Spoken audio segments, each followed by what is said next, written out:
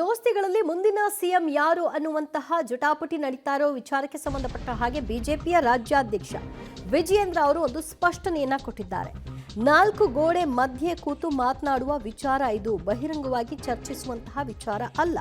ನಾವ್ಯಾರೋ ಪಕ್ಷಕ್ಕಿಂತ ದೊಡ್ಡವರಲ್ಲ.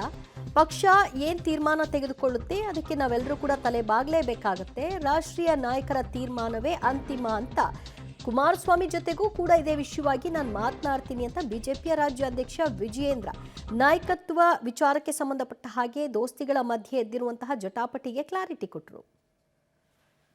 4 ಗೋಡೆ ಮಧ್ಯೆ ಕೂತು ಮಾತನಾಡ್ತಕ್ಕಂಥ ವಿಚಾರವನ್ನ ತಾವು ಕೂಡ ಪ್ರಸ್ತಾಪ ಮಾಡಿದ್ದೀರಿ. ಒಂದು ಬಾರಿ ನಾನು ಹೇಳಲೇಬೇಕು, ಹೇಳ್ತೇನೆ. ನನಗೇನು ಈ ವಿಚಾರದಲ್ಲಿ ಮಾತನಾಡೋಕೆ ಮುಜುಗರ ಏನಿಲ್ಲ. ನಾವು ಯಾರು ಕೂಡ ಪಕ್ಷಕ್ಕಿಂತ ದೊಡ್ಡವರು ಯಾರೂ ಇಲ್ಲ. ನಮ್ದೊಂದು ರಾಷ್ಟ್ರೀಯ ಪಕ್ಷ ಇದೆ.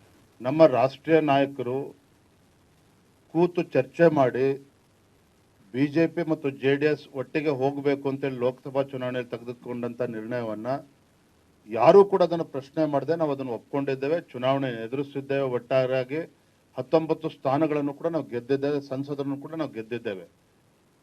ಕಾಂಗ್ರೆಸ್ನವರು 25 ಸೀಟ್ ಗೆಲ್ತೇವೆ ಅಂತ ಹೇಳ್ತಾರೆ. ಅದ್ರ ಮಧ್ಯನೂ ಕೂಡ 19 ಸೀಟನ್ನು ಸಂಸದನ್ನು ನಾವು ಗೆಲ್ಸಿದ್ದೇವೆ.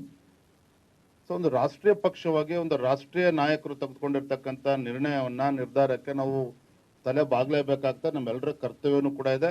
ಅದು ರಾಜ್ಯಾಧ್ಯಕ್ಷರಿಗೂ ಕೂಡ ಅನ್ವಯಿಸ್ತದೆ, ಶಾಸಕರು ಕೂಡ ಅನ್ವಯಿಸ್ತದೆ, ನಮ್ಮ ಪಕ್ಷದ ಕಾರ್ಯಕರ್ತರು ಅನ್ವಯಿಸ್ತದೆ, ಎರಡೂ ಪಕ್ಷಕ್ಕೂ ಕೂಡ ಅನ್ವಯಿಸ್ತದೆ.